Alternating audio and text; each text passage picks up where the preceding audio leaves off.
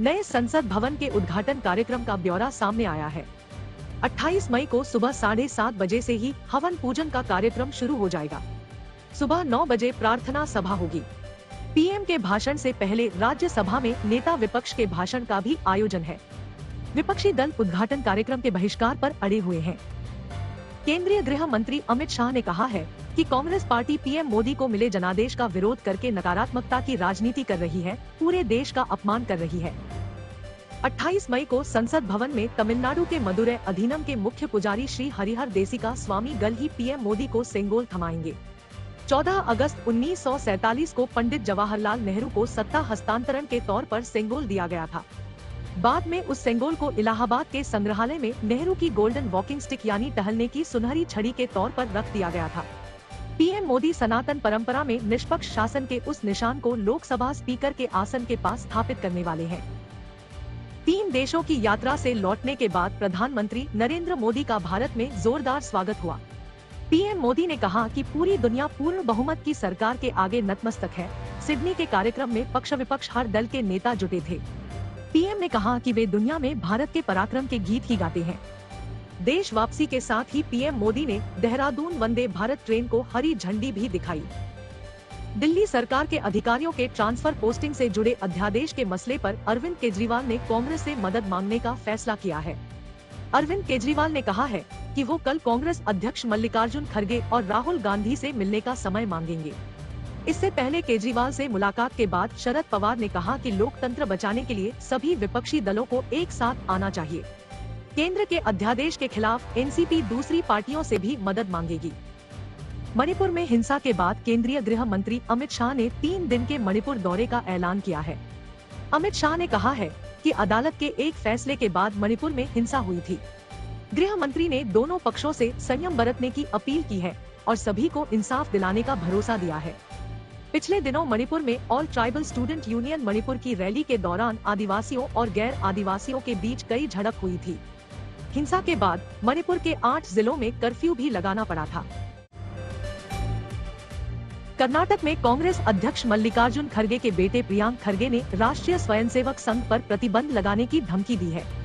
प्रियांक खड़गे ने कहा है कि कोई भी धार्मिक या राजनीतिक संगठन शांति भंग करता है और कर्नाटक में सांप्रदायिक वैमनस्यता बढ़ाता है तो सरकार उसे बैन करने में नहीं हिचकेगी। इससे पहले कांग्रेस ने हिजाब पर लगे प्रतिबंध को हटाने का ऐलान किया था। बीजेपी ने सवाल उठाया है कि प्रियांक खड़गे क्या कर्नाटक के सुपर सीएम बन गए हैं। पंजाब के मुख्यमंत्री भगवंत मान के खतरे को देखते हुए उन्हें Z+ सिक्योरिटी मुहैया कराने का फैसला किया गया है। भगवंत मान की सुरक्षा बढ़ाए जाने पर कांग्रेस नेता और पूर्व मुख्यमंत्री चरणजीत सिंह चन्नी ने कहा है कि अब पंजाब पुलिस की जगह CRPF लेने वाली है। चरणजीत सिंह चन्नी ने सीएम भगवंत मान पर पंजाब के टैक्स पेयर्स के पैसे का दुरुपयोग करने का आरोप भी लगाया है। पिछले दिनों भगवंत मान के प्लेन से ही दिल्ली के सीएम केजरीवाल ने पश्चिम बंगाल से महाराष्ट्र तक के दौरे किए। काशी के ज्ञानवापी मस्जिद मामले में मुस्लिम पक्ष ने अदालत में कहा है कि औरंगजेब ना तो निर्दयी था, ना ही क्रूर था और ना ही उसने भारत में मंदिरों को तोड़वाया। आज हम औरंगजेब का ही एक ब्लैक एंड व्हाइट विश्लेषण करेंगे और आपको बताएंगे कि गुरु तेग बहादुर का सिर तन से जुदा करने वाले औरंगजेब ने भारत के लोगों पर कितने अत्याचार किए और भारत में आज भी औरंगजेब के इतने फैंस क्यों हैं। भारत में आज भी औरंगजेब का ये फैन क्लब क्यों बना हुआ है। लेकिन सबसे पहले आपको ये बताते हैं कि मुस्लिम पक्ष की जिस कमेटी ने अदालत में ये आपत्ति दायर की है उसका नाम है अंजुमन इंतजामिया मस्जिद कमेटी और ये कमेटी कुल 22 मस्जिदों की देखरेख करती है जिनमें काशी की ज्ञानवापी मस्जिद भी शामिल है। अदालत में दायर की गई अपनी आपत्ति में इस कमेटी ने 5 बड़ी बातें कही हैं जो सुनकर आप भी हैरान रह जाएंगे। पहली बात, औरंगजेब ना तो क्रूर शासक था और ना ही औरंगजेब के आदेश पर काशी में कोई मंदिर तोड़कर मस्जिद का निर्माण किया गया। दूसरा, यह दावा भी गलत है कि 16वीं सदी में राजा टोडरमल ने काशी विश्वनाथ मंदिर का पुनर्निर्माण कराया था। तीसरा, ज्ञानवापी मस्जिद हजारों वर्ष पुरानी है और इसका निर्माण किसी मंदिर को तोड़कर नहीं हुआ है। चौथा, मस्जिद की दीवारों पर त्रिशूल, डमरू और स्वास्तिक जैसी कलाकृतियां होने की बात गलत है। और 5वीं बात यह लिखी है कि ज्ञानवापी मस्जिद के वजूखाने में जिसे शिवलिंग बताया जा रहा है वो असल में एक फव्वारा है और इसी हलफनामे में यह बात भी लिखी है कि मौजूदा मामले की तुलना अयोध्या के मामले से करना बिल्कुल गलत है, क्योंकि इस मामले में हिंदू पक्ष के पास कोई सबूत नहीं है। लेकिन क्या यह बात सच है? तो आज इसका जवाब है, यह बात बिल्कुल सच नहीं है, यह झूठ है, और आज हम यह बात साबित करेंगे। सच यह है कि भारत में मुस्लिम आक्रमणकारियों के आने के साथ ही काशी विश्वनाथ मंदिर पर हमले शुरू हो गए थे। अदालत में प्रस्तुत किए गए नक्शे, मुगलों के समय लिखी गई किताबें और उर्दू में जारी हुए फरमानों के मुताबिक सबसे पहले 11वीं शताब्दी में कुतुबुद्दीन ऐबक ने काशी विश्वनाथ मंदिर पर हमला किया था और इस हमले में मंदिर का शिखर तोड़ दिया गया था। लेकिन इसके बाद भी इस प्राचीन मंदिर में पूजा पाठ ऐसे ही चलती रही, जारी रही। इसके बाद 16वीं शताब्दी में राजा टोडरमल ने काशी विश्वनाथ मंदिर का पुनर्निर्माण कराया और वो मुगल शासक अकबर के 9 रत्नों में से एक थे, जिन्हें इतिहासकारों ने बाद में अकबर द ग्रेट बना दिया। आपने भी स्कूलों में जब अकबर के बारे में पढ़ा होगा इतिहास की किताबों में, तो उन्हें अकबर द ग्रेट कहकर लिखा जाता है, यानी महान अकबर, महान शासक अकबर। वर्ष 1669 में औरंगजेब के आदेश पर इस मंदिर को पूरी तरह से तोड़ दिया गया और वहां पर एक मस्जिद बना दी गई जिसे ज्ञानवापी मस्जिद कहा जाता है। और वर्ष 1780 में मालवा की रानी अहिल्याबाई ने ज्ञानवापी परिसर के साथ में एक नया मंदिर बनवाया, जिसे आज हम काशी विश्वनाथ मंदिर के तौर पर जानते हैं। लेकिन तब से ही यह विवाद आज तक ऐसे ही चला रहा है और यह मामला अब अदालत में चल रहा है। 2018 में हिंदू पक्ष ने अदालत से मांग की थी कि पूरे ज्ञानवापी परिसर का पुरातत्व विभाग से एक सर्वेक्षण करवाया जाए ताकि इस विवाद का हल हो सके। लेकिन इस मामले पर जब जब बहस होती है तब तब बात औरंगजेब पर आकर टिक जाती है और फिर औरंगजेब को महान शासक बताकर लोगों को गुमराह किया जाने लगता है। लेकिन आज हम कुछ और तथ्य लेकर आए हैं जो औरंगजेब के इस फैन क्लब को थोड़ा सा परेशान कर सकते हैं। मुगल शासक औरंगजेब के कार्यकाल का उल्लेख करते हुए एक पुस्तक लिखी गई थी जिसे मासिरे आलमगिरी कहते हैं। इस पुस्तक में एक सूचना पत्र का जिक्र है जिसमें लिखा है कि मुगल बादशाह औरंगजेब के आदेश पर काशी विश्वनाथ मंदिर को ध्वस्त कर दिया गया और यह सूचना पत्र अगस्त 1669 का है। इसके अलावा इसी मामले में वाराणसी की अदालत में एक और दस्तावेज प्रस्तुत किया गया था जो 18 अप्रैल 1669 का है। यह दस्तावेज असल में एक फरमान है जो मूल रूप से फारसी भाषा में लिखा गया है और इस फरमान को औरंगजेब के दरबारी की तरफ से जारी किया गया था उस जमाने में।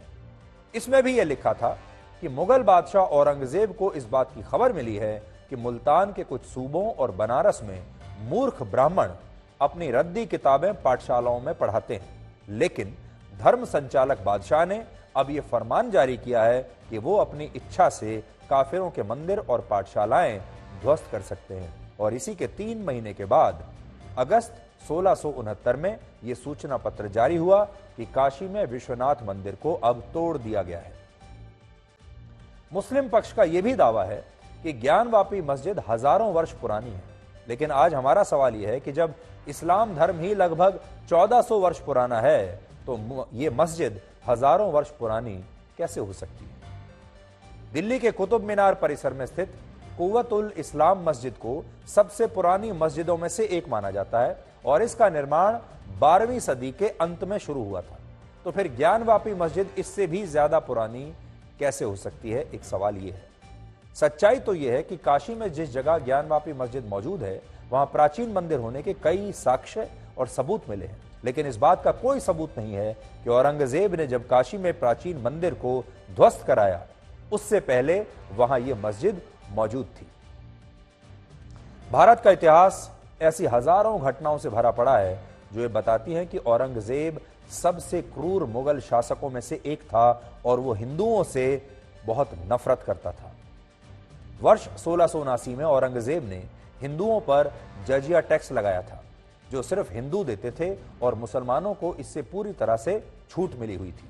इस दमनकारी टैक्स को लागू करने से पहले औरंगजेब के दरबारियों ने एक सर्वे करवाया जिसमें लोगों को 3 श्रेणियों में बांटा गया: अमीर, गरीब और मध्य वर्गीय हिंदू परिवार। इस सर्वे का मकसद यह तय करना था कि किस हिंदू से कितना टैक्स वसूला जा सकता है। और इसके पीछे एक मंशा यह भी थी कि जजिया टैक्स से बचने के लिए बहुत सारे हिंदू अपना धर्म परिवर्तन करके मुसलमान बन जाएं। आज जो लोग औरंगजेब को अपना नायक मानते हैं, उन्हें छत्रपति शिवाजी महाराज का एक प्रसंग याद रखना चाहिए। शिवाजी महाराज ने जजिया टैक्स के विरोध में औरंगजेब को एक पत्र लिखा था, जिसमें उन्होंने कहा था कि औरंगजेब एक ऐसा राजा है जो अपना खजाना गरीब हिंदुओं को लूटकर भरना चाहता है। छत्रपति शिवाजी महाराज ने अपने इस पत्र में औरंगजेब की सांप्रदायिक नीतियों का विरोध किया था, लेकिन इसे हम एक विडंबना ही कहेंगे कि आजादी के 75 वर्षों तक छत्रपति शिवाजी महाराज के महाराष्ट्र में एक जिले का नाम औरंगाबाद था, जो औरंगजेब के नाम पर ही पड़ा था। वर्ष 1658 से 1707 तक औरंगजेब ने भारत के 15 करोड़ लोगों पर लगभग 49 वर्ष तक राज किया और इस दौरान उसके आदेश पर न जाने कितने मंदिरों को नष्ट किया गया, तोड़ा गया। इन मंदिरों में मथुरा का केशवराय मंदिर भी था, जिसे वर्ष 1670 में तोड़ने का आदेश दिया गया था। इसके अलावा औरंगजेब ने अपने कार्यकाल में गुजरात के सोमनाथ मंदिर को भी 2 बार तोड़ने का आदेश दिया। पहली बार वर्ष 1659 में और दूसरी बार 1706 में। इसके अलावा मासिर आलमगीरी नाम की इस किताब में यह भी लिखा है कि एक बार जब औरंगजेब चित्तौड़ पहुंचा तो उसने वहां कई मंदिरों में हिंदुओं को पूजा करते हुए देखा, जिसके बाद उसने चित्तौड़ के 63 मंदिरों को ध्वस्त करा दिया था। उसे वो बात इतनी बुरी लगी कि उसने कहा इन मंदिरों को तोड़ दिया जाए। इसके अलावा औरंगजेब के ही आदेश पर सिखों के 9वें गुरु तेग बहादुर का सिर तन से जुदा कर दिया गया था। औरंगजेब के सैनिक जब कश्मीरी पंडितों पर धर्म परिवर्तन के लिए दबाव बना रहे थे, तब गुरु तेग बहादुर ने इन कश्मीरी पंडितों की मदद की थी, उन्हें शरण दी थी। और इस बात से उस समय औरंगजेब इतना नाराज हुआ, इतना क्रोधित हुआ कि उसने गुरु तेग बहादुर को बंदी बना लिया और फिर उनका शीश धड़ से अलग करवा दिया। गुरु तेग बहादुर को जिस स्थान पर मौत की सजा दी गई थी, दिल्ली में आज उसी स्थान पर गुरुद्वारा सीसगंज साहिब है, इसीलिए उसे गुरुद्वारा सीसगंज कहते हैं। लेकिन इस गुरुद्वारे से कुछ ही दूरी पर अंग्रेजों की बनाई गई लटियंस दिल्ली में औरंगजेब लेन नाम की एक सड़क भी मौजूद है, आज भी मौजूद है। तो ये ऐसी दिल्ली है, इसमें गुरुद्वारा सीसगंज भी है, यानी वो जगह जहां गुरु तेग बहादुर का सीस धड़ से अलग किया गया था, और उससे थोड़ी दूर पर ही औरंगजेब के नाम से एक सड़क भी है। इन सारी बातों को एक बार के लिए हम भूल भी जाएं तो भी इतिहास में यह बात हमेशा जीवित रहेगी कि औरंगजेब ने दिल्ली के सिंहासन के लिए अपने ही पिता शाहजहां को जेल में डाल दिया था और अपने ही भाई दारा शिकोह का सिर तन से जुदा करवा दिया था। और अगर तब भी कुछ लोग औरंगजेब को अपना नायक मानते हैं, उसे क्रूर नहीं मानते, उसे निर्दयी नहीं मानते, तो आप खुद तय कीजिए कि इन लोगों की मानसिकता क्या हो सकती है। हमने जो उन्होंने कहा कि आतंकी आतंकवादी, उसमें उन्होंने मंदिर को तोड़कर मस्जिद बनाया, ऐसा मेरे पास कोई एविडेंस नहीं है। मेरे पास जो एविडेंस और बाकी जो रिकॉर्ड आ रहे हैं या जो एक मुकदमा दीन मोहम्मद बनाम सेक्रेटरी ऑफ स्टेट 62 चला, उसमें भी सारी बातें उठाई गई थी। वहाँ भी ये हुआ कि वो मासिर आलमगीरी भी उसमें पढ़ी गई और उसको लाया गया, तीनों किताबें लाई गई, इंग्लिश वाली और फारसी वाली और उर्दू वाली, लेकिन उसमें भी कहीं ये बातें स्पष्ट नहीं हो पाई हैं। ये बाकायदा उसमें कोडेड है, तो ऐसा कहीं नहीं मिला मुझे। मैं उस जमाने में तो था नहीं, क्या था क्या नहीं था, मैं कैसे किसी बात को कह दूं कि ऐसा है ऐसा नहीं है। औरंगजेब की एक इतिहासकार आशीर्वादीलाल श्रीवास्तव द्वारा जो लिखा गया है औरंगजेब की दक्षिणी नीति, उसमें बहुत खुल्लम खुला स्पष्ट है कि उन्होंने मंदिरों को तोड़ा, कई हिंदुओं को जनेऊ उतरवा करके मुस्लिम बलपूर्वक बनवाया तलवार के नोक पर, और मंदिर तोड़ने का विधिवत फरमान जारी किया, उस फरमान के आदेश से टूटा। एक ही नहीं, कई और इतिहास के साक्ष्य हैं। आज अगर ज्ञानवापी मस्जिद को आप देखेंगे, ज्ञानवापी मंदिर में जो है कोई मस्जिद का अवशेष नहीं है। और इसको हमारे विपक्षी भाई तो दूर, उनके कुछ ही समुदाय के लोग खुल्लम खुला कह रहे हैं कि मंदिर है, हिंदुओं को सौंप देना चाहिए, आज भी कह रहे हैं। कि जो लोग कह रहे हैं उन्होंने इतिहास नहीं पढ़ा है। इतिहास पढ़ा होता तो देश के अंदर जितने औरंगजेब ने मंदिर तोड़े हैं, किसी आक्रांता ने नहीं तोड़े। बात सही है कि औरंगजेब ने सब किया था, सारे मंदिरों को तोड़ने का काम। ज्ञान वापी मस्जिद, फलाने मस्जिद क्या है भाई? हमारे वहाँ रामलला विराज थे, वहाँ भोलेनाथ जी विराजित है, वहाँ कृष्ण भगवान की जन्म स्थली है। ऐसे स्थलों को चिन्हित करके इस भारत को अपमानित करने के लिए किया गया था और वो अपमान भारत अब नहीं सहेगा। भारत का दुर्भाग्य देखिए, मुगलों ने भारत पर कई सौ वर्षों तक राज किया, अत्याचार किया, लूटा भारत को। और आज भी हमारे देश में एक वर्ग ऐसा है जो मुगलों को पसंद करता है, जो मुगलों का फैन है, जो ये मानने को तैयार नहीं है कि मुगल शासकों ने हमारे ऊपर अत्याचार किया, हमारे मंदिरों को तोड़ा, हमारी सभ्यता को, हमारी संस्कृति को मिटाने की पूरी कोशिश की। आज भी इस आज़ाद भारत में ऐसे लोग हैं जो ये बात मानते हैं। कितना बड़ा दुर्भाग्य है कि हम आज़ाद तो हो गए, लेकिन फिर भी मुगलों का एक फैन क्लब हमारे देश में आज भी है। दूसरा दुर्भाग्य देखिए, मुगलों के बाद अंग्रेज आए। अंग्रेजों ने भी लगभग 200 वर्षों तक हमारे देश को लूटा, हम पर लगातार अत्याचार किए, लेकिन हमारे देश में ही एक वर्ग ऐसा था जिसने अंग्रेजों का पूरा साथ दिया। उस जमाने में भी अंग्रेजों से दोस्ती की और अंग्रेजों से अगर दुश्मनी भी की तो बड़ी मीठी मीठी दुश्मनी की। अंग्रेजों के साथ एक मैच तो खेला, लेकिन एक फ्रेंडली मैच खेला जिसमें नुकसान किसी का भी ना हो और सत्ता बड़े आराम से अंग्रेजों से स्थानांतरण होकर यहां कुछ लोगों के हाथ में आ जाए। अब हमारा देश आजाद हो चुका है, लेकिन आज भी उस जमाने के जो फैन क्लब है वो हमारे देश में मौजूद है। और आज हमारे देश में आजाद भारत में कैसे राजनीति हो रही है, जो कि राजनीति के लिए तो ठीक हो सकता है लेकिन राष्ट्र के लिए बहुत खतरनाक है। अब वो देखिए, क्योंकि हमारा अगला विश्लेषण भारत के नए संसद भवन के उद्घाटन के बारे में है, जिस पर हमारे देश में जबरदस्त राजनीति हो रही है और अब तक 20 विपक्षी दल इस उद्घाटन समारोह का बहिष्कार करने का ऐलान कर चुके हैं। और अब यह मामला आज सुप्रीम कोर्ट में भी पहुंच गया है, जहां कल अदालत में इस मामले पर सुनवाई होगी कि संसद भवन का उद्घाटन प्रधानमंत्री मोदी करेंगे या देश की राष्ट्रपति करेंगी। यह अब सुप्रीम कोर्ट तय करेगा। भारत को दुनिया का सबसे बड़ा लोकतंत्र कहा जाता है। भारत के इस लोकतंत्र की दुनिया भर में तारीफ होती है। हम सबसे बड़ा लोकतंत्र हैं, सबसे बड़ा चुनाव हमारे देश में होता है। लेकिन सोचिए, हमारे ही देश में दुनिया के सबसे बड़े लोकतंत्र के सबसे बड़े मंदिर में, लोकतंत्र का जो सबसे बड़ा मंदिर है वो है संसद भवन, लेकिन संसद भवन पर भी अब आखिरी फैसला सुप्रीम कोर्ट से होता है। और सबसे बड़ी विडंबना यह है कि दुनिया के सबसे बड़े लोकतंत्र के सबसे बड़े मंदिर संसद भवन का उद्घाटन अब कौन करेगा, अब यह मामला भी सुप्रीम कोर्ट तय करेगी, क्योंकि एक जनहित याचिका सुप्रीम कोर्ट में डाली गई है। इस याचिका में लिखा है कि देश के राष्ट्रपति भारत की संसद का एक अभिन्न अंग है और अगर नए संसद भवन का उद्घाटन राष्ट्रपति द्वारा नहीं किया जाता तो यह असंवैधानिक होगा और सुप्रीम कोर्ट को ऐसा होने से रोकना चाहिए और यह सुनिश्चित करना चाहिए कि देश की नई संसद का उद्घाटन प्रधानमंत्री नरेंद्र मोदी नहीं बल्कि देश की राष्ट्रपति द्रौपदी मुर्मू करेंगी। यानी पूरा की पूरा विपक्ष अब इस बात पर जुट गया है, एकजुट हो गया है कि किसी तरह नरेंद्र मोदी को संसद भवन का उद्घाटन करने से रोको। इस याचिका को सुप्रीम कोर्ट ने मंजूर कर लिया है और कल इस पर तत्काल सुनवाई होगी और कल ही इस पर अदालत अपना फैसला भी दे सकती है, क्योंकि कल 26 मई है और नए संसद भवन का उद्घाटन 28 मई को होना है। इसका मतलब क्या है? इसका सीधा सा मतलब यह है कि अब सुप्रीम कोर्ट यह भी तय करने लगेगा कि नए संसद भवन का उद्घाटन प्रधानमंत्री मोदी करेंगे या देश की राष्ट्रपति करेंगी। फिर भी हम इसे दुनिया का सबसे बड़ा लोकतंत्र मानते हैं। भारत दुनिया का सबसे बड़ा लोकतंत्र है, बार बार मैं ये बात कह रहा हूं और आज पूरी दुनिया भारत के लोकतंत्र की तारीफ कर रही है।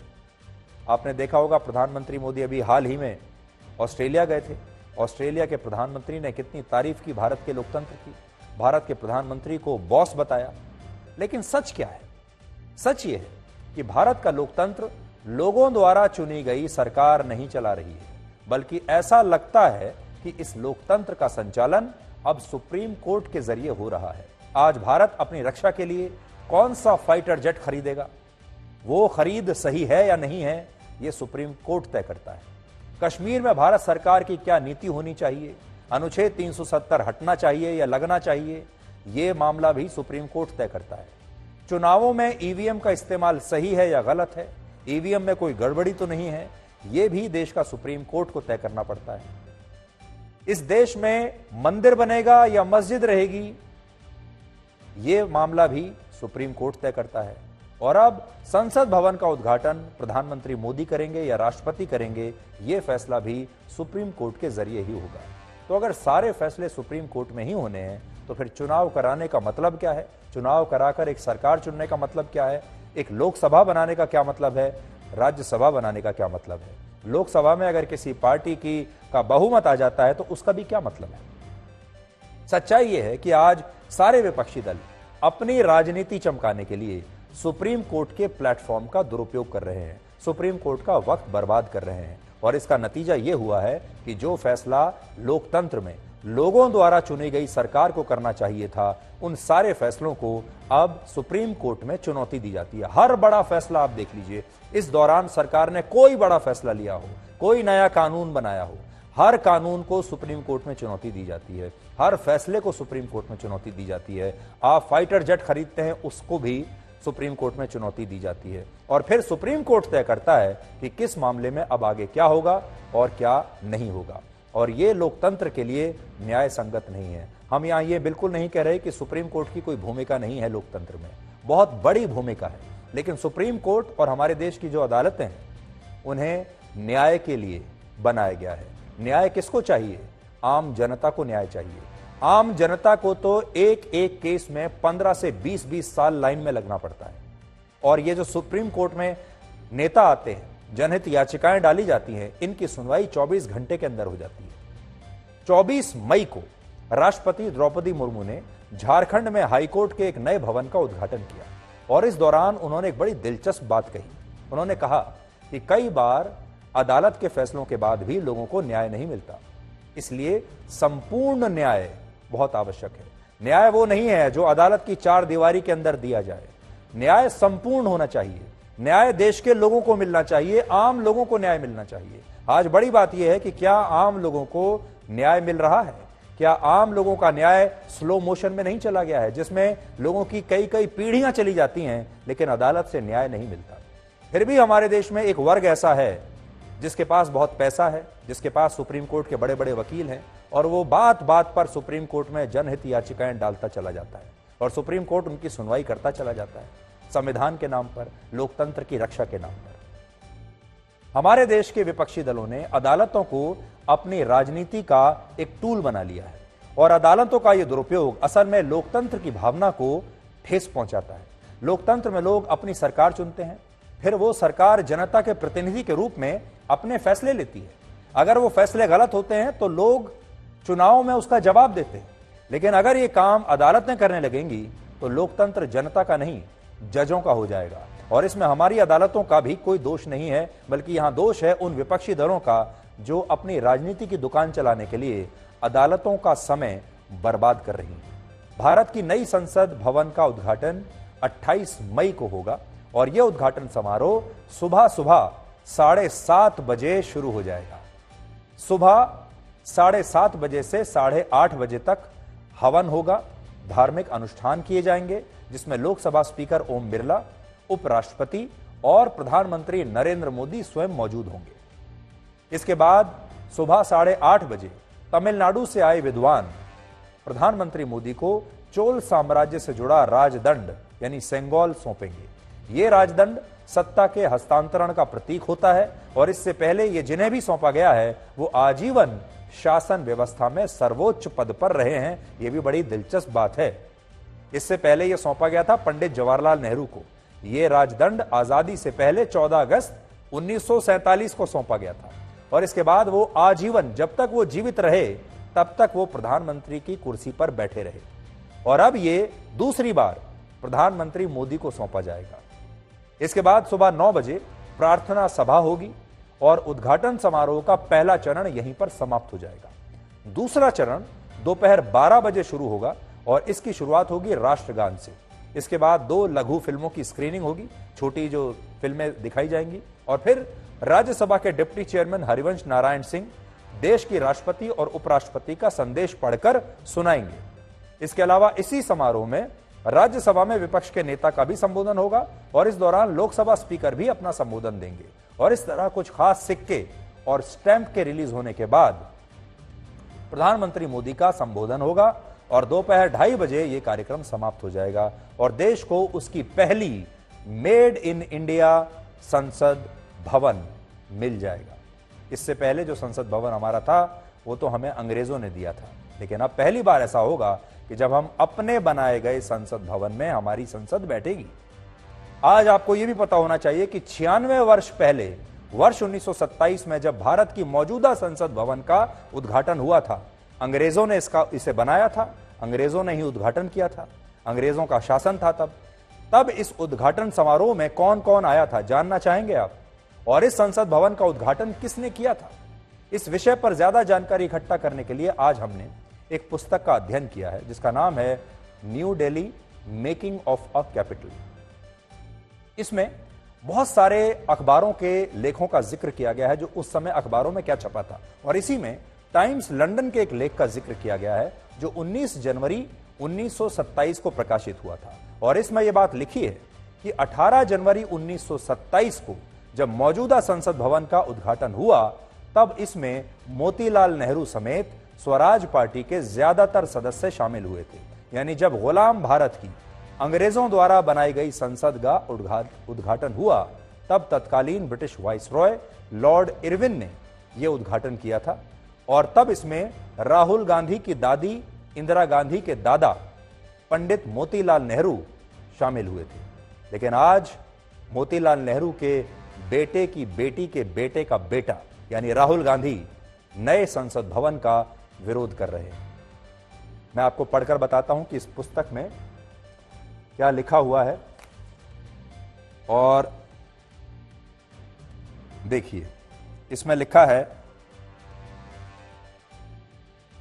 Noticeable among the large body of members of the Indian legislature on the left of the throne were the white clad Pandit Motilal Nehru and others.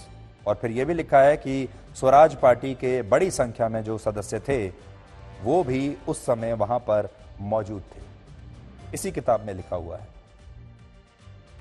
यह लेख कहता है कि मौजूदा संसद भवन के उद्घाटन में सेंट्रल लेजिस्लेटिव असेंबली और काउंसिल के लगभग सभी सदस्य शामिल हुए और इनमें वीजे पटेल भी शामिल थे। 1923 में सेंट्रल लेजिस्लेटिव असेंबली के जो चुनाव हुए थे उनमें मोतीलाल नेहरू की पार्टी जिसका नाम था स्वराज पार्टी, उसने शानदार प्रदर्शन किया था और उसने 105 में से 42 सीटें इस पार्टी ने जीती थी। और फिर इनमें से कई सदस्य वीजे पटेल और मोतीलाल नेहरू के साथ मौजूदा संसद भवन के उद्घाटन समारोह में गए थे। इसके अलावा उस समय मौजूदा संसद भवन का उद्घाटन करने के लिए तत्कालीन वाइसरॉय लॉर्ड इरविन को सोने की एक चाबी दी गई थी और इसी चाबी से संसद भवन का गेट खोलकर लॉर्ड इरविन संसद भवन के अंदर उन्होंने प्रवेश किया था। उस समय उनके साथ चेंबर ऑफ प्रिंसेस के चांसलर और पटियाला के महाराजा भी थे, महाराजा ऑफ पटियाला। मोतीलाल नेहरू की स्वराज पार्टी के सह संस्थापक वीजे पटेल थे और काउंसिल ऑफ स्टेट्स के अध्यक्ष एच.एम. स्मिथ भी उनके साथ तब थे। और ये उस समय के तमाम जो लेख हैं उनमें लिखा हुआ है। मौजूदा संसद भवन को अंग्रेज काउंसिल हाउस कहते थे, लेकिन दुख की बात यह है कि इस संसद भवन के उद्घाटन में जाने वाले मोतीलाल नेहरू के बेटे पंडित जवाहरलाल नेहरू देश के प्रधानमंत्री बने, फिर उनकी बेटी इंदिरा गांधी प्रधानमंत्री बनी, फिर उनके बेटे राजीव गांधी प्रधानमंत्री बने और अब राजीव गांधी के बेटे नए संसद भवन के उद्घाटन का ही विरोध कर रहे हैं। यानी जब यही संसद भवन अंग्रेजों ने बनाया तो इनके पूर्वज खुशी खुशी वहां पर गए और आज जब अपने देश का संसद भवन बनकर तैयार हुआ है जो हमने खुद बनाया है आजाद भारत ने, तब ये उसका बहिष्कार कर रहे हैं। आज यहां आपको भारत की आजादी का सही इतिहास भी थोड़ा पता होना चाहिए। भारत को आजादी दिलाने वाले स्वतंत्रता सेनानियों को असल में आप दो वर्गों में बांट सकते हैं और यह बड़ा दिलचस्प विश्लेषण होगा। स्वतंत्रता सेनानी तो सभी हैं, लेकिन इन्हें भी दो वर्गों में बांटिए। पहले वर्ग में वो क्रांतिकारी थे जिन्होंने देश की आजादी के लिए या तो अपने प्राणों की आहुति दे दी और या इसके लिए काला पानी जैसी भयानक सजा काटी, जिन्हें अंग्रेजों ने बहुत तंग किया, जेलों में डाल दिया, कुछ को फांसी पर लटका दिया और कुछ की जिंदगी ऐसी कर दी कि वो आगे चलकर कुछ करने के काबिल ही नहीं रहे। असली कुर्बानी असल में यह मानी जाएगी जैसे क्रांतिकारी भगत सिंह सिर्फ 23 साल की उम्र में शहीद हो गए थे। भगत सिंह ने इसी संसद भवन में बम फेंका था। शिवराम राजगुरु 22 वर्ष की उम्र में, क्रांतिकारी सुखदेव थापर 23 साल की उम्र में, खुदीराम बोस 18 साल की उम्र में, राम प्रसाद बिस्मिल 30 साल की उम्र में, अशफाकुल्ला खान 27 साल की उम्र में, चंद्रशेखर आजाद 24 साल की उम्र में। और ऐसा दावा किया जाता है कि नेताजी सुभाष चंद्र बोस भारत की आजादी के लिए लड़ते हुए एक विमान दुर्घटना में 48 साल की उम्र में शहीद हो गए थे। ये तमाम लोग वो थे जिन्होंने अपनी जान की बाजी लगा दी, अपनी जान दे दी इस देश के लिए। इन्हें क्या मिला? आगे चलकर इनके परिवारों को क्या मिला? आज इनके परिवार कहां हैं, क्या कर रहे हैं, आप लोगों को पता भी नहीं होगा। ये वो क्रांतिकारी थे जिन्होंने अंग्रेजों के खिलाफ सच्चा संघर्ष करते हुए सर्वोच्च बलिदान दे दिया। और बहुत सारे क्रांतिकारी ऐसे भी थे जिन्होंने काला पानी की भयानक सजाएं काटी। सजा वो होती थी जिनमें सबसे ऊपर मैं नाम लूंगा विनायक दामोदर सावरकर का, जिन्होंने लगभग 19 साल काला पानी की सजा काटी है। 19 साल। और यह बड़ी बात है कि उनका देहांत भारत को आजादी मिलने के 19 वर्ष बाद 1966 में हुआ था।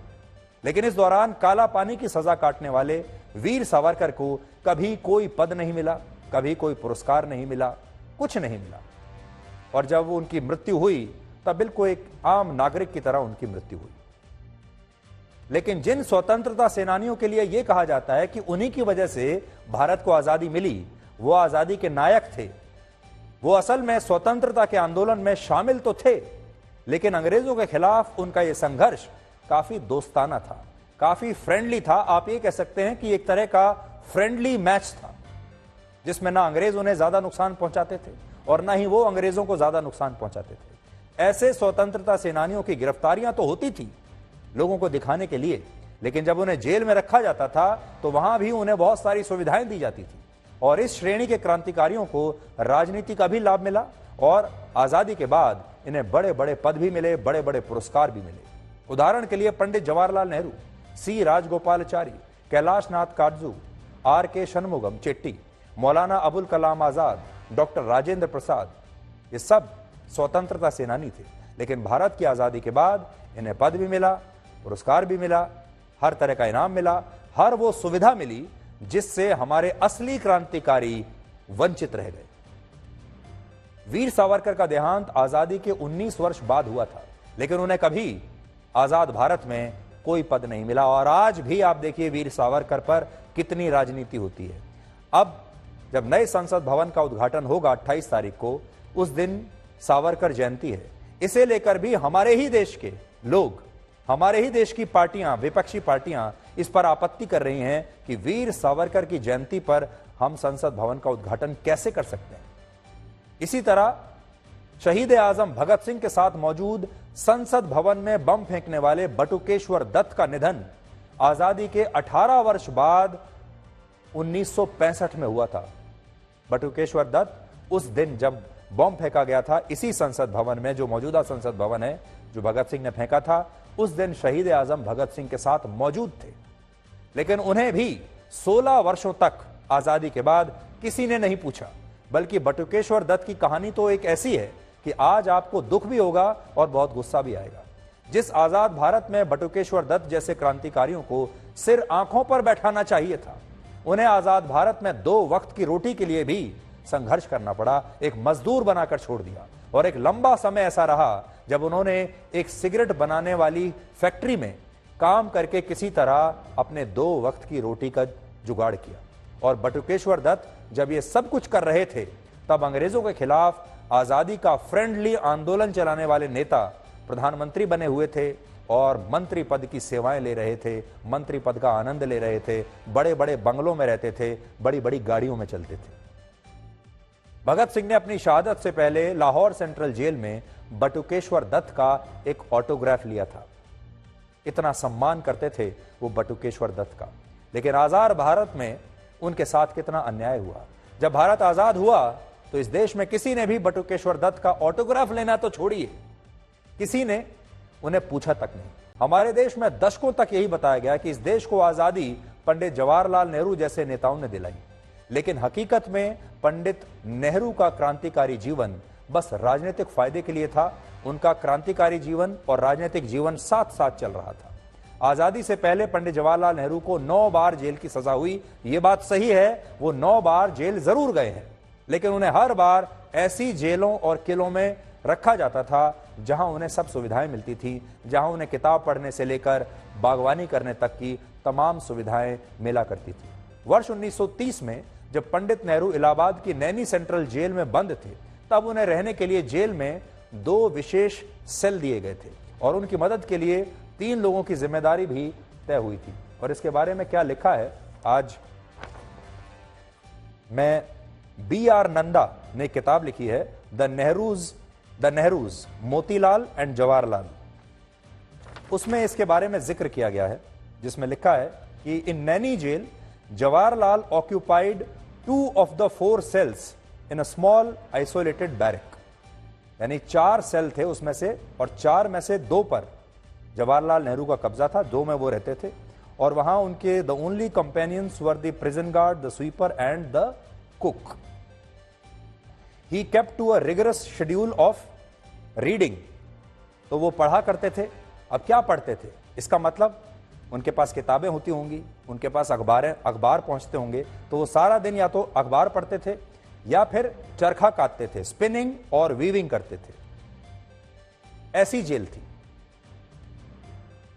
तो जैसा इसमें लिखा है, वहां पर जिस जेल में वो थे, वहां पर एक सुरक्षा गार्ड था, एक स्वीपर था और एक कुक था। और इस बात का जिक्र, जैसा मैं आपको बता रहा हूं, B.R. नंदा की पुस्तक में किया गया है, जिसका नाम है the Nehru Motilal, the Nehru's Motilal and Jawaharlal. इसे विडंबना ही कहेंगे कि मौजूदा संसद भवन, जो अंग्रेजों की गुलामी का प्रतीक है, उसके उद्घाटन में जाने वाले मोतीलाल नेहरू के बेटे पंडित जवाहरलाल नेहरू देश के प्रधानमंत्री बन गए। उनकी बेटी इंदिरा गांधी प्रधानमंत्री बन गई, उनके बेटे राजीव गांधी प्रधानमंत्री बन गए, और अब राजीव गांधी के बेटे राहुल गांधी प्रधानमंत्री बनना चाहते हैं और नए संसद भवन का वो विरोध कर रहे हैं, बहिष्कार कर रहे हैं। लेकिन इसी संसद भवन में अंग्रेजों के खिलाफ भगत सिंह के साथ बम धमाका करने वाले बटुकेश्वर दत्त का कोई सम्मान नहीं होता। और इसके बारे में आज आपको जरूर सोचना चाहिए। मैं कांग्रेस पार्टी को पूछना चाहता हूं, छत्तीसगढ़ में विधानसभा का भूमि पूजन श्रीमती सोनिया गांधी, श्री राहुल गांधी और वहां के मुख्यमंत्री ने किया। उस वक्त राज्यपाल महोदया कहां थी? वो ट्राइबल थी, आपने नहीं बुलाया। झारखंड विधानसभा का भूमि पूजन श्री हेमंत सोरेन जी ने किया, उन्होंने भी राज्यपाल महोदय को नहीं बुलाया। असम में श्री तरुण गोगोई ने किया, उस वक्त भी राज्यपाल को नहीं बुलाया। मणिपुर विधानसभा का लोकार्पण श्रीमती सोनिया गांधी और डॉक्टर मनमोहन सिंह ने किया, राज्यपाल नहीं थे। आंध्र प्रदेश में चंद्रबाबू नायडू जी ने किया और तमिलनाडु में श्रीमती सोनिया गांधी और मनमोहन सिंह और मुख्यमंत्री ने किया। मैं आज कांग्रेस के मित्रों को पूछना चाहता हूं, जब आप करते हो तब ये सब कुछ ठीक होता है, और जब भारतीय जनता पार्टी करती है, मोदी जी करते हैं, आपकी वक्र दृष्टि इसका बहिष्कार करती है। This is one of the movement which we have to feel proud. So Narendra Modi, Honorable Prime Minister, is doing that. That's all. There the matter ends. Okay. If you want any question, go to time machine, go back to 50, 70 years back. Ask those people, those who are present at that, why you have done it. शहीद आजम भगत सिंह, चंद्रशेखर आजाद और सुभाष चंद्र बोस जैसे जो क्रांतिकारी थे, वो जब संघर्ष कर रहे थे आज़ादी के लिए, तो वो ये शायद कल्पना करते होंगे कि जब भारत आज़ाद हो जाएगा तो ये देश हमारा होगा, ये लोग हमारे होंगे, हम अपने फैसले अपने हिसाब से ले पाएंगे और हमारा देश प्रगति के रास्ते पर आगे बढ़ेगा। तब उन्होंने ये कल्पना भी नहीं की होगी कि जब हम आज़ाद हो जाएंगे तो हमारे ही देश में मुगलों का एक बहुत बड़ा फैन क्लब पैदा हो जाएगा। आज़ादी के बाद अंग्रेजों का एक बहुत बड़ा फैन क्लब पैदा हो जाएगा और आज़ादी के बाद एक दिन ऐसा भी आएगा जब हम अपना संसद भवन बनाएंगे और उसकी भी आलोचना होने लगेगी। हमारे ही देश के नेता हमारे ही देश में बने संसद भवन का बहिष्कार करने लगेंगे। ऐसा दिन भी हमारे लोकतंत्र में आएगा। और आप सोचिए, पूरी दुनिया आज हमारे बारे में क्या सोचती होगी। दुनिया के वो तमाम बड़े बड़े नेता जो भारत के लोकतंत्र की तारीफ करते हैं, जो भारत को दुनिया का सबसे बड़ा लोकतंत्र मानते हैं, वो आज हमारे बारे में क्या सोचते होंगे कि भारत ने आज़ादी के 75 वर्ष बाद अपना एक संसद भवन बनाया और उस संसद भवन को लेकर भी भारत के सारे नेता एकजुट नहीं हो पाए। कम से कम एक दिन के लिए तो हमारे देश के तमाम नेताओं को एकता दिखानी चाहिए थी, एकजुटता दिखानी चाहिए थी। कम से कम लोकतंत्र के नाम पर तो ये कर ही सकते थे। तो ये एक बहुत बड़ा हमारे देश में दुर्भाग्य है जो कुछ हमें देखने को मिल रहा है। और ये राजनीति के लिए तो अच्छा हो सकता है, लेकिन राष्ट्र के लिए ये अच्छा नहीं। यूपीएससी की परीक्षा के पीछे छिपे हुए संघर्ष का एक ब्लैक एंड व्हाइट विश्लेषण लेकर आए हैं। इस परीक्षा को पास करने वाले लोग तो आजकल चमक रहे हैं। आपने देखा होगा आजकल चारों तरफ यूपीएससी की परीक्षा पास करने वाले लोगों की चर्चा हो रही है। अखबारों में उनकी फोटो छप रही हैं, न्यूज चैनल्स पर उनकी कहानियां आ रही हैं। लेकिन इसके पीछे नाकामी के अंधकार में खोए हुए लाखों लोगों का संघर्ष शायद आज भी किसी को दिखाई नहीं दे रहा। ये इसका ब्लैक भी है और व्हाइट भी है। आखिर हमारे देश का हर परिवार अपने बच्चे के लिए आईएएस बनने का ही सपना क्यों देखता है? आज हम एक ब्लैक एंड व्हाइट विश्लेषण आपको बताएंगे इसके बारे में। लेकिन उससे पहले हम आपको कुछ ऐसे लोगों की कहानियां बताना चाहते हैं जिनका संघर्ष अपने आप सफलता पर एक लंबी चौड़ी किताब पढ़ने के बराबर है और जिससे आज आप बहुत प्रेरणा ले सकते हैं। तो पहले सफलता की कहानियां सुनिए। कल हमने आपको सूरज नाम के एक दिव्यांग लड़के की कहानी दिखाई थी जिसने एक रेल दुर्घटना में अपने दोनों पैर खो दिए। एक हाथ उसका कट गया, दो पैर कट गए, एक हाथ कट गया, दूसरे हाथ की भी 2 उंगलियां कट गई। लेकिन इसके बावजूद अपने पहले ही प्रयास में उसने यूपीएससी की परीक्षा पास कर ली। उसके पिता एक टेलर है, उसके इलाज के खर्चे पर उनका सारा पैसा खर्च हो गया। लेकिन इस लड़के ने हिम्मत नहीं हारी और यह लड़का पढ़ता रहा, तैयारी करता रहा और पहले ही अटेम्प्ट में यूपीएससी की यह परीक्षा उसने पास कर ली। और आज हम आपको कुछ और ऐसे ही रियल लाइफ हीरो से मिलवाएंगे जिनकी सफलता की इस वक्त हर तरफ चर्चा हो रही है। ये हमारे देश के वो युवा हैं जो तमाम विपरीत परिस्थितियों में भी संघर्ष करते रहे। इन्होंने अपनी किस्मत को दोष नहीं दिया, अपने हालात को दोष नहीं दिया और ये कठिन परीक्षा पास करके अपनी उन्होंने नई सफलता की कहानी लिखी है। सबसे पहले आपको केरल के तिरुवनंतपुरम की अखिला बीएस से मिलवाते हैं जिनकी जिंदगी बचपन से ही बहुत मुश्किलों से भरी हुई थी। सिर्फ 5 साल की उम्र में एक बस दुर्घटना में उन्होंने अपना दाहिना हाथ खो दिया। इसके बावजूद भी इन्होंने अपनी पढ़ाई जारी रखी और सिविल सर्विसेज का सपना देखा और वो पिछले 3 बार से इस परीक्षा को दे रही हैं। लेकिन उन्हें सफलता इस बार जाकर मिली, यानी 2 बार फेल हुई और तीसरी बार उन्हें सफलता मिली है। इनका एक हाथ नहीं है और सोचिए ये कितना बड़ा संघर्ष इनका रहा होगा। अब आप एक और हीरो से मिलिए। 34 साल के राम भजन कुमार दिल्ली पुलिस में हेड कांस्टेबल हैं और उनके पिता राजस्थान के दौसा में मजदूरी करते हैं। सोचिए एक मजदूर के बेटे के लिए आईएएस बनने का सपना कितना बड़ा होगा, जबकि वो खुद दिल्ली पुलिस में एक हेड कांस्टेबल है। लेकिन उन्होंने लगातार 8 बार, एक बार नहीं 8 बार यह परीक्षा दी और इस बार वो कामयाब हो गए। और उनकी कहानी से पता चलता है कि सफल वही होते हैं जो लगातार प्रयास करना छोड़ते नहीं हैं। राजस्थान के ईश्वर गुर्जर की कहानी भी ऐसी है। वर्ष 2011 में उन्होंने 10वीं कक्षा में फेल होने के बाद पढ़ाई छोड़ने का फैसला कर लिया था। 10वीं में फेल हो गए। अपने पिता के कहने पर उन्होंने दूसरी बार परीक्षा दी और इसके बाद वो 2nd डिवीजन में ही पास हो पाए। 12वीं कक्षा में भी उनके सिर्फ 68% नंबर थे। लेकिन उन्होंने यूपीएससी की तैयारी की और इस बार की परीक्षा में उनका 644वां स्थान आया है। बड़ी बात यह है कि हमारे देश के लाखों छात्र आईएएस अफसर बनने का सपना देखते हैं। बचपन से ही उनके परिवार भी यह सपना देखते हैं, लेकिन उनमें से सिर्फ गिने चुने छात्र ही इस सपने को पूरा कर पाते हैं। इस साल कुल मिलाकर 5,73,000 73,000 छात्रों ने यूपीएससी की यह परीक्षा दी थी।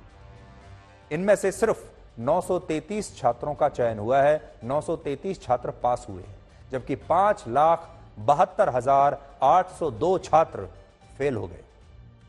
आज 933 लोगों की बात तो सब कर रहे हैं, लेकिन 5,72,802 लोगों की बात जो फेल हो गए हैं उनकी बात कोई नहीं कर रहा। बल्कि आज इन लोगों को हिम्मत देने की जरूरत है। और इसे आप इस तरह भी समझ सकते हैं कि जो पास परसेंटेज है इस परीक्षा में, यानी सिर्फ 0.16% छात्र ही यूपीएससी की परीक्षा में पास हो पाए और 99.84% छात्रों को असफलता मिली है। और आज हमारे देश में सभी लोग इन 0.16% सफल छात्रों के बारे में तो बात कर रहे हैं, लेकिन उन 99.84% छात्रों के बारे में कोई बात नहीं कर रहा। और कोई ये नहीं पूछ रहा कि ये 5,72,000 छात्र जो इस परीक्षा में फेल हो गए हैं वो अब आगे चलकर क्या करेंगे, उनका भविष्य क्या होगा। आज देश के ज्यादातर अखबार उन कोचिंग सेंटर्स के विज्ञापनों से भरे पड़े हैं जिनके छात्रों ने यूपीएससी परीक्षा में कामयाबी हासिल की है। आज का कोई भी अखबार आप देख लीजिए, पिछले 2-3 दिन का, हर अखबार में यही छपा है।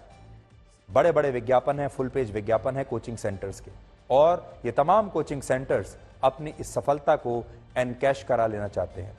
अब जो बाकी के परिवार हैं जो अपने बच्चों को आईएएस बनाने का सपना देखते हैं, वो भी इन कोचिंग सेंटर्स में जाएंगे और लाखों रुपए की फीस भरेंगे।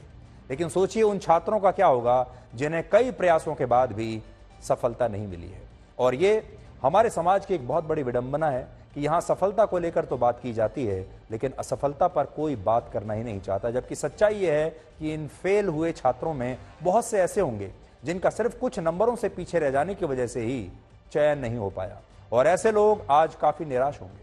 आज हम उन तमाम युवाओं से ये कहना चाहते हैं कि अगर किसी कारण से उनका सिलेक्शन नहीं हुआ है तो उन्हें अपना दिल छोटा बिल्कुल नहीं करना चाहिए, हिम्मत नहीं हारनी चाहिए, क्योंकि सिविल सर्विस के अलावा भी हमारे देश में, इस दुनिया में बहुत सारे विकल्प हैं जिनसे आप अपने जीवन में बहुत बड़ा बदलाव ला सकते हैं और देश और समाज की सेवा कर सकते हैं। इसलिए हमारे युवाओं को आईएएस के इस क्रेज से भी थोड़ा सा बाहर निकलना चाहिए और दूसरे वैकल्पिक करियर्स के बारे में भी सोचना चाहिए जो भविष्य की संभावनाओं से आज भी जुड़े हुए हैं। उदाहरण के लिए आर्टिफिशियल इंटेलिजेंस में वर्ष 2025 तक 9,70,00,000 नई नौकरियां पैदा होंगी, जबकि डेटा साइंस में वर्ष 2026 तक 1.5 करोड़ नौकरियां आने वाली हैं। सॉफ्टवेयर डेवलपमेंट के क्षेत्र में 2030 तक नौकरियों में 22% की वृद्धि हो जाएगी। इसके अलावा data engineering, blockchain technology, digital marketing, cyber security, ऐसे क्षेत्रों में भी करियर की बहुत बड़ी बड़ी संभावनाएं हैं और इन क्षेत्रों में युवा अपना भविष्य बहुत अच्छी तरीके से बना सकते हैं। तो 2009 में मेरा चयन हो गया दिल्ली पुलिस में कांस्टेबल के पद पर। तो उसके बाद मैंने अपनी 12वीं के आगे की पढ़ाई करी नॉन कॉलेजिएट से, और 2015 से मैंने सिविल सेवाओं की तैयारी शुरू कर दी, ये सोच के कि जो मेरा जीवन है उसमें सार्थक बदलाव आए। 2018 में थोड़ी सफलता मिली मुझे जब मेरा प्री क्लियर हुआ और मेंस में मैं अपियर हुआ, पर मेंस मेरा क्लियर नहीं हो पाया दुर्भाग्य से। उसके बाद मैंने अपना निरंतरता और परिश्रम जारी रखा और 2022 में जाके मुझे वो सफलता हासिल हुई, जिसमें 667वीं रैंक के साथ मुझे सिविल सेवा परीक्षा 2022 में वो मुकाम हासिल हुआ जिसकी मुझे जरूरत थी। कक्षा 10 में फेल होना मेरे जीवन के लिए एक टर्निंग पॉइंट साबित हुआ। उसके बाद मैंने अपने जीवन की दशा और दिशा दोनों बदली। मैंने लगातार मेहनत की और मैं एक प्राइमरी टीचर के रूप में सेलेक्ट हुआ। मैंने 4 साल तक एक प्राइमरी विद्यालय में पढ़ाया। मैंने यूपीएससी की तरफ रुख किया और अपने पिता के सहयोग की वजह से जो है मैं इस बार 2022 के सीएसई एग्जाम में 644वीं रैंक के साथ सेलेक्ट हुआ हूँ। मैं प्रोफेशनल क्रिकेट खेलता था, मैं नेशनल प्लेयर रहा हूँ और फिर 3 साल का गैप था क्योंकि मैं प्रोफेशनल क्रिकेट को परस्यू कर रहा था तो एग्ज़ाम वगैरह नहीं दे पाया। और फिर 2018 में किसी इंजरी की वजह से मैंने क्रिकेट छोड़ा, तो वापस एकेडमिक्स की तरफ रिवाइव करना था। तो शुरू में थोड़ा सा चैलेंजिंग था क्योंकि ब्रेक आ गया था, तो लेकिन किया। 2021 में मेरा फर्स्ट अटैम्प्ट था, उसमें मैंने प्रीलिम्स पास कर दिया फर्स्ट अटैम्प्ट में, और मेरा मेंस कुछ लगभग 14 नंबर से मेरा मेंस क्लियर नहीं हुआ था। इस साल 2022 में मेरा सेकंड अटैम्प्ट है और इस साल मैंने 628th रैंक स्कोर किया है। तो हमारे देश में हर साल लगभग 11 लाख छात्र ऐसे होते हैं जो सब काम छोड़कर तन मन धन से यूपीएससी की परीक्षा की पूरे साल तैयारी करते हैं और उनका पूरा जीवन आगे का सब कुछ इस परीक्षा पर निर्भर करता है। उनके माता पिता, उनके परिवार के लोग लाखों रुपया कोचिंग सेंटर्स पर खर्च करते हैं। जो खर्च कर सकते हैं वो करते हैं, जो नहीं कर सकते वो दूसरी तरीके से अपने दोस्तों से मदद लेकर, अपने दूसरे अध्यापकों से मदद लेकर ये काम करते हैं। लेकिन इन 11 लाख लोगों में से आप सोचिए सिर्फ 900 लोग पास हो पाते हैं और बाकी के सारे लोग असफल हो जाते हैं। उनसे आज हम ये कहेंगे, सपना देखना अच्छी बात है, आईएएस बनना भी अच्छी बात है, लेकिन आईएएस के अलावा भी हमारे देश में बहुत सारे विकल्प हैं। हमारे देश में प्राइवेट सेक्टर की बहुत सी अच्छी अच्छी नौकरियां हैं। इसलिए आपको अपना दिल छोटा बिल्कुल नहीं करना चाहिए और अपने साथ एक प्लान बी जरूर बनाकर रखना चाहिए। सिर्फ प्लान ए पर ही आश्रित मत रहिए, एक प्लान बी अपने पास जरूर रखिए। अगर आप अपने जीवन में बदलाव लाना चाहते हैं तो यह बदलाव प्राइवेट सेक्टर में भी किसी अच्छी नौकरी से आ सकता है। अगर आप समाज की सेवा करना चाहते हैं, भारत की सेवा करना चाहते हैं, तो और बहुत सारी ऐसी नौकरियां हैं जहां आप वैसी ही सेवा कर पाएंगे। और सफलता एक दिन में नहीं मिलती, मगर ठान लो तो एक दिन जरूर मिलती है।